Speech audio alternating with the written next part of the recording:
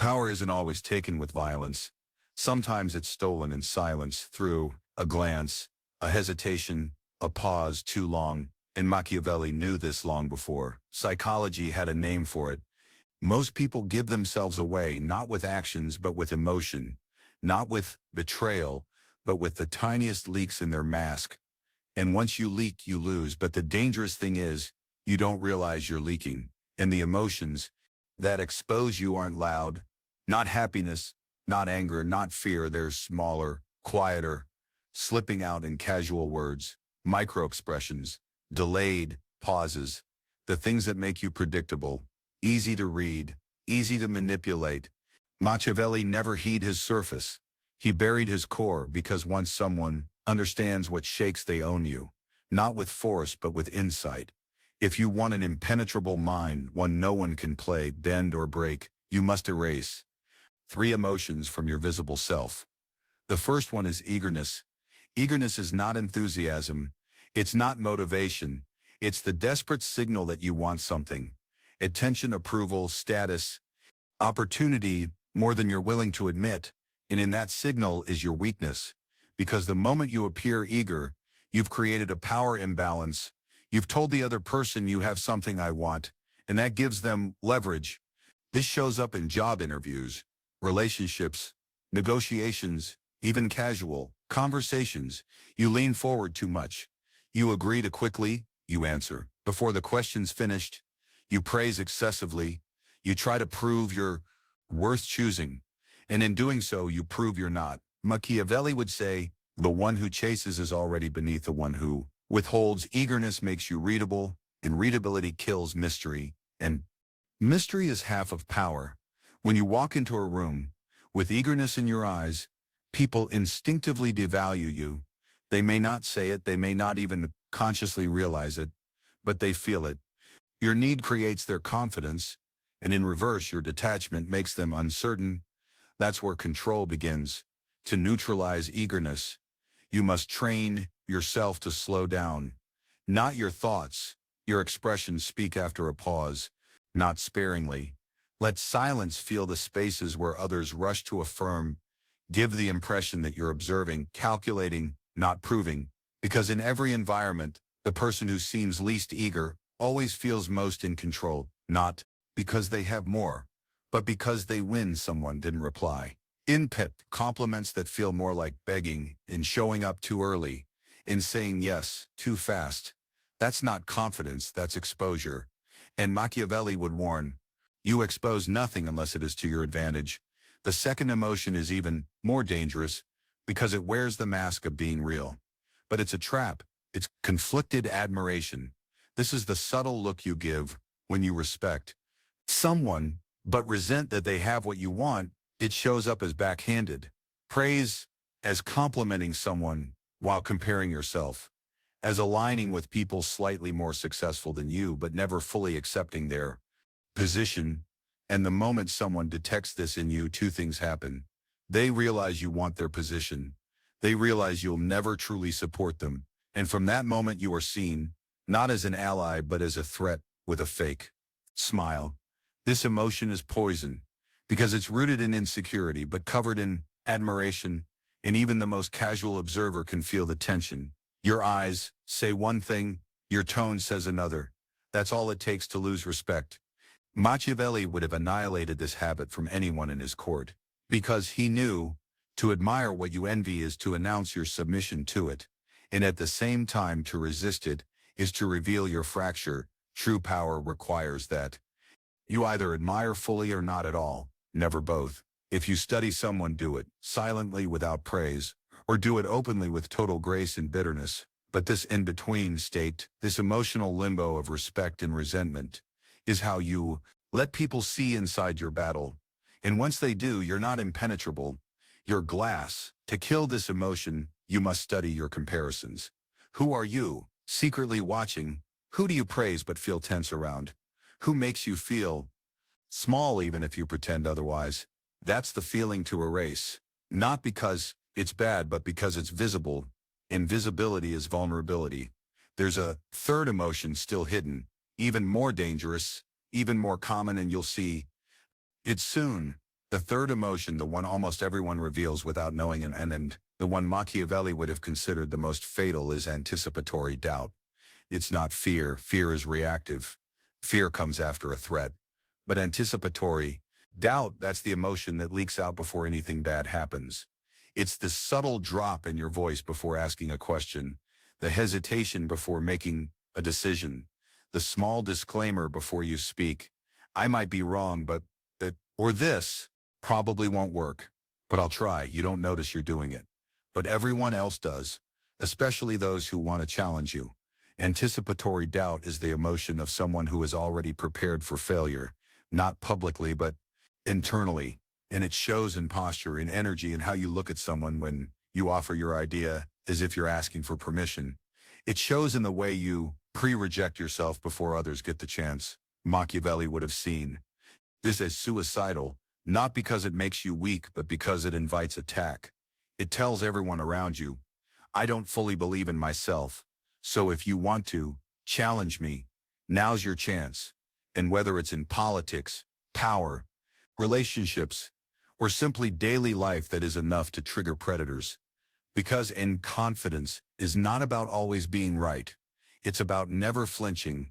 And when your presence begins to show signs of internal doubt, you trigger the instinct in others to test your authority, not always maliciously, sometimes subconsciously, but the result is the same. You lose control. This is why people who speak slower pause longer and project conviction, even without being more intelligent, are seen as leaders, not because they have better answers, but because they reveal less internal conflict. That's what people respond to. To eliminate anticipatory doubt, you have to stop narrating your insecurities. You have to kill the reflex that seeks approval before action. When you have a thought, you state it. When you're uncertain, you act with calm anyway. When someone questions you, you don't rush to defend. You let them sit in the discomfort of your silence. Power isn't found in answers. It's found in the lack of anxiety behind them. And here's the deeper truth. Machiavelli knew when you do feel eagerness, conflicted admiration, or anticipatory doubt, that's human. You can't always stop the emotion from existing, but you can stop it from leaking. That's the game, not to be emotionless, but to be unreadable. Because people aren't mind readers, they're body readers, energy readers. They watch how you breathe, how you pause, how your tone changes when a subject shifts, how often you say, I don't know, how you look when someone challenges you. And every tiny shift sends a message about how breakable you are. Your job, if you want an impenetrable mind, is to stop broadcasting that code, shut off the signal, mute the leak, not through force, not through fake toughness, but through deliberate presence. Every word you say must feel chosen. Every expression must feel intentional. Every silence must be a statement. Because the more unpredictable you become, the more powerful you feel, the less they know what affects you, the more they have to guess. And guessing is exhausting. That's your edge. You become the person no one can quite read, and therefore no one can confidently control. And here's what happens next. Once these three emotions are erased from your visible behavior, you don't just feel stronger, you become stronger. People start respecting your space more, interrupting you less, asking your opinion more carefully because they don't know where you stand. And mystery creates gravity. It pulls people in, not with volume, but with silence. Machiavelli would have called this the art of concealment, not hiding your whole self, just the parts that can be used against you. He knew that every empire falls when the king becomes too familiar, too visible, too emotional. So he taught rulers to build walls, not of stone, but of behavior, walls made of pause, posture, patience, walls built not to push people out, but to control what they see when they come in. You don't smile too often. You don't laugh at everything. You don't jump to explain when someone misunderstands you. You let people sit in the tension, and in that tension, you become dominant, not through aggression, but through stillness. You become untouchable, not because you fight harder, but because you leave nothing to strike. And that's the mark of someone truly dangerous. Not the one who hides in shadows, but the one who stands in plain sight and reveals nothing. Once you strip away these three emotional leaks, eagerness, conflicted admiration, and anticipatory doubt, something strange begins to happen. The world treats you differently, not because you become louder, not because you become more aggressive, but because you become unreadable, and unreadability is terrifying to the weak. Seductive to the powerful. You walk into a room and no one can quite place you. Are you impressed? Are you threatened? Are you threatened? Are you even interested? They don't know, so they adjust, they try harder, they reveal more just to get a reaction from you. And in that dynamic reversal, you go from being the one on trial to the one in control. That's what Machiavelli wanted, a mind that could not be cracked. Even under pressure, a presence that could not be manipulated, even by those with leverage. Because in a world full of emotionally transparent people, desperate to connect, to explain, to be understood, the one who withholds becomes a fortress, not called, not heartless, but undecipherable. That's what makes people uneasy. That's what makes them respect you without fully understanding why. Now, this doesn't mean you become a robot. It doesn't mean you kill your empathy or your ability to connect. What it means is that you choose when to reveal and when to withhold. You move from automatic expression to strategic revelation. Everything becomes a decision, a signal, a power play. Someone praises you, you nod once, not because you're dismissive, but because you don't need external validation. Someone insults you, you don't offend, you let them fill the silence. Let them explain themselves. The more they speak, the more insecure they become. Someone brags in your presence. You remain still. That stillness punctures their performance more deeply than any comment ever could. Because the moment you remove the reflex to prove or react, you become immune to manipulation, and that immunity radiates. People sense it. They can't pull you into their frame. They can't bait you. They can't pin you down. So instead they orbit you, not out of fear, but because silence forces them to reflect. Machiavelli would tell you this is where power becomes self-sustaining.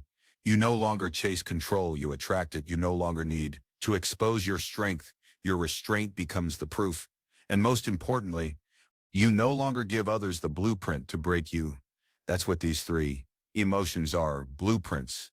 Eagerness tells them where you're desperate net. Conflicted admiration tells them where you're insecure. Anticipatory doubt tells them where to apply pressure. But if you remove those signals, there's no crack to enter, no seam to pull at. You're still human, still feeling. But no one watching you can tell what direction to push, because nothing leaks, and that makes you unnerving. Unnerving is good. It means people tread carefully. They plan more, they choose their words with you. And in that cautious space you gain time. Time to observe, time to assess, time to decide who deserves access and who doesn't. Because once your mind is impenetrable, you start to see clearly who is trying to enter it. Not physically, not overtly, but psychologically. Through flattery, competition, emotional baiting, passive coercion. All the tactics people use to shift you, but they don't work because there's nothing for them to latch onto. You are still focused, dry. You don't explain your ambition.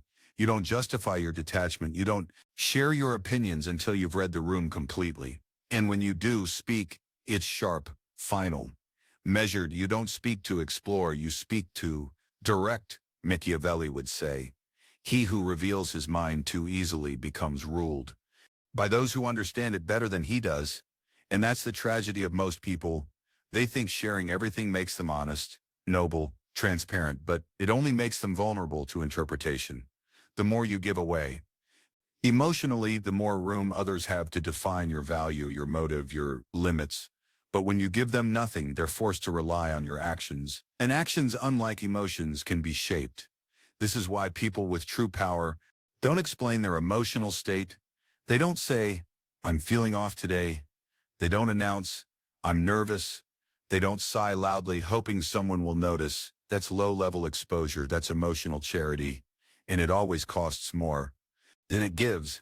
Instead, they operate under tension like it's oxygen. Their face doesn't change. Their pace doesn't slow. Their posture doesn't fold. That kind of consistency is intimidating because it's rare. And rarity creates status. You want to rise, become rare. You want to become unreadable. You want to nerd a impenetrable mind. Then start with this. Stop leaking signals to people who haven't earned the right to read you. Once you've silenced the leaks and weaponize your restraint, something deeper sets in. Not just power over others, but power over yourself. And this is the level are enslaved by their own emotional reflexes, not by force, not by threat, but by habit. They feel so they express, they want so they pursue, they doubt so they hesitate, and in every instance they broadcast the exact pattern that can be used against them. But you're no longer that person now. Before your mouth opens, your mind calculates. Before your face reacts, your discipline steps in. You don't speak from impulse. You speak from position. And when people notice that, when they realize they can't predict what will move you, impress you, or provoke you, they instinctively elevate you in their own minds, because unpredictability triggers hierarchy. The less someone can read you, the more powerful they assume you are. And here's the catch.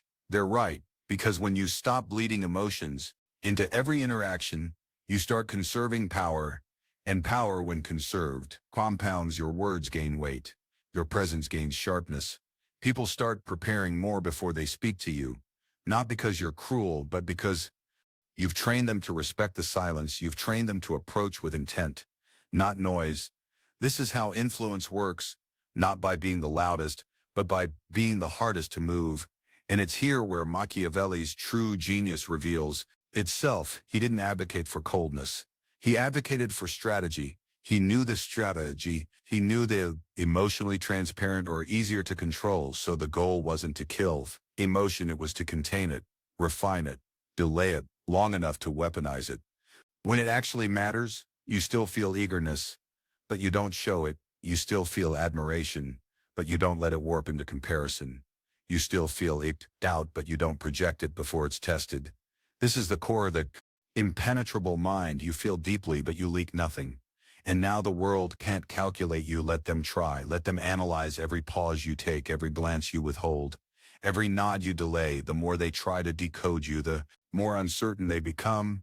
And uncertainty breeds hesitation.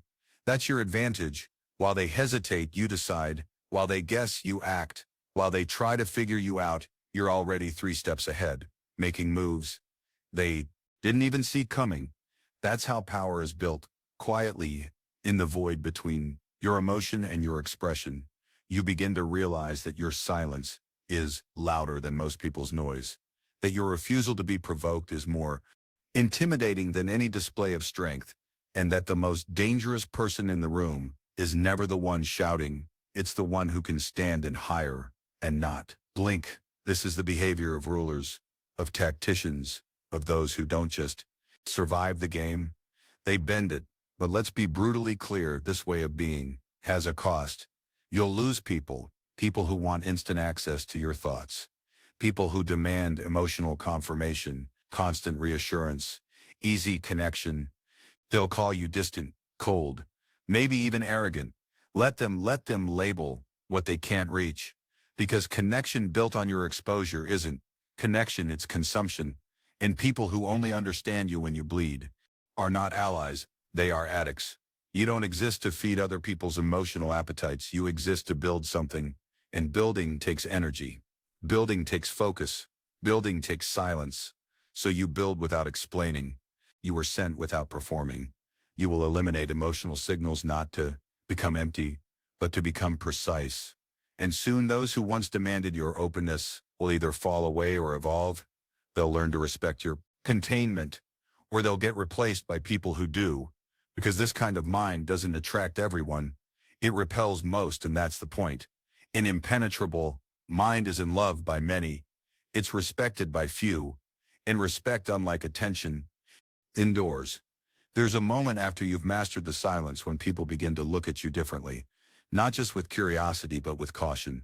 They can't place you, they can't map your inner world, and that uncertainty turns you into a mirror, a reflection that shows them their own insecurities.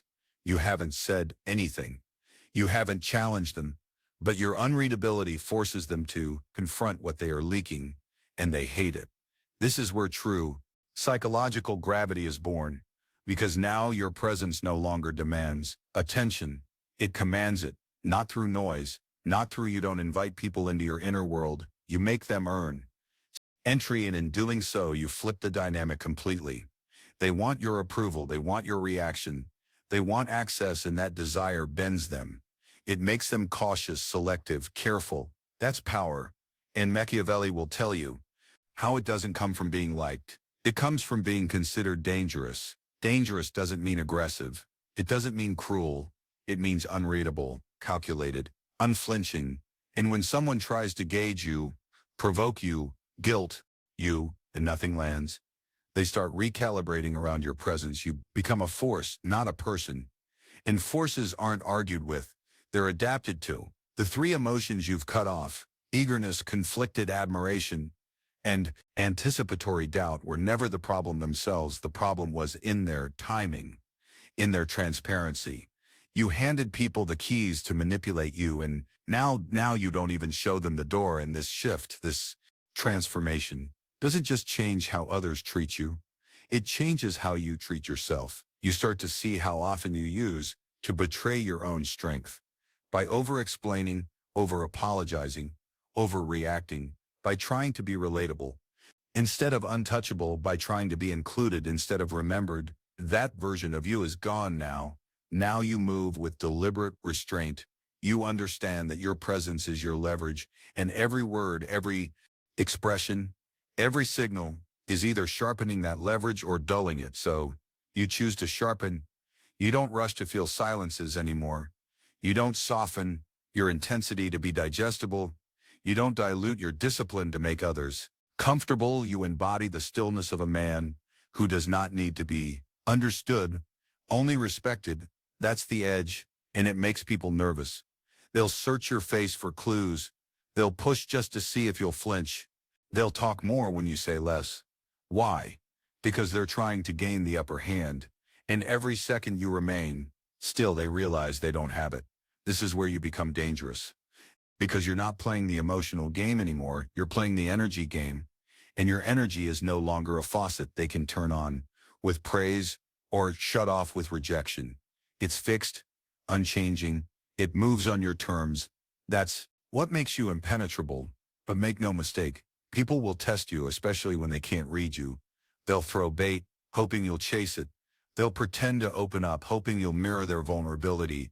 They'll try to guilt you, flatter you, provoke you, not to connect but to break your frame. Don't give them what they're looking for. Let the bait rot, let the silence stretch, let the tension grow until it breaks them. Not you, because when someone tries to test your edge and finds none, they begin to believe you have no limit. That is power, not brute strength, not loud declarations, but the quiet, slow erosion of their confidence in controlling you. And once they lose that belief, they obey, not out of fear, but out of respect, because now they know you don't need them. You don't need their approval, their applause, or their understanding. You've built something stronger than charm. You've built presence. When the last piece clicks into place, when your emotions are no longer visible, when your energy cannot be swayed, and your silence becomes sharper than any response, you cross a threshold. You stop being perceived as just another person in the room. You become a presence, something people feel before you speak, something they can't quite define, but instinctively respect, or fear, or both. This is the final level of Machiavelli's game, not just to understand power, but to embody it, because an impenetrable mind doesn't need to declare itself. It doesn't demand respect. It creates an atmosphere where disrespect simply doesn't occur. People don't even think to challenge you, not because you're threatening, but because you're unreadable. And what can't be read can't be predicted. What can't be predicted can't be controlled. This is where true dominance begins. You become the one who others are just for, the one whose opinion is taught but never begged, the one whose validation is valued, precisely because it's never given away. People talk carefully around you. They phrase things with more thought. They ask questions more precisely. Not because you intimidate them, but because your calm forces them into awareness. And awareness is a kind of submission. Machiavelli knew that most rulers fall not by the sword, But by the mirror they expose too much. They speak too freely. They react too quickly, and in doing so, they arm their enemies with the very weapons that will undo them. But you give nothing, not your doubt, not your desperation, not your hidden envy. You've sealed those doors, and what remains is a stillness that cannot be pierced.